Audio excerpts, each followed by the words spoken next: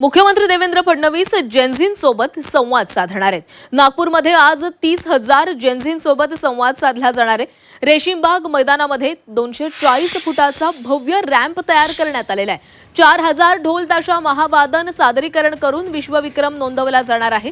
रेशीमबाग मैदानावर तयारी अंतिम टप्प्यामध्ये आलेली आहे। जेन्झींच्या प्रश्नांना देवेंद्र फडणवीस उत्तर देणार आहेत। सध्या जेन्झींनी ज्या प्रकारे देशभरामध्ये आंदोलन उभं केलं होतं त्यानंतर प्रत्येक राजकीय पक्षाकडून आता जेन्झींना आकर्षित करण्यासाठी त्यांच्यासोबत संवाद साधण्यासाठी प्रयत्न केले जातात। एका बाजूला राहुल गांधींनी कालच पुण्यामध्ये येऊन जेन्झींसोबत संवाद साधलेला होता आणि आज मुख्यमंत्री नागपूरमध्ये येऊन 30,000 जेन्झींसोबत संवाद साधणार आहेत।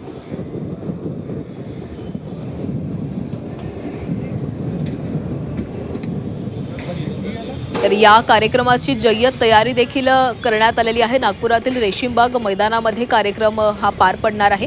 240 फुटाचा रॅम्प या ठिकाणी तयार करण्यात आलेला आहे। सोबत भव्य असं ढोल ताशा वादन सादरीकरण देखील या ठिकाणी केलं जाणार आहे आणि रेकॉर्ड नोंदवला जाणार आहे। आज मुख्यमंत्री देवेंद्र फडणवीस जेन्झींसोबत संवाद साधणार आहेत। त्यांच्या समस्या आहेत त्या जाणून घेणार आहेत। सोबतच जेन्झींना जे प्रश्न आहेत त्या प्रश्नांची उत्तरं आज मुख्यमंत्र्यांकडून दिली जातील।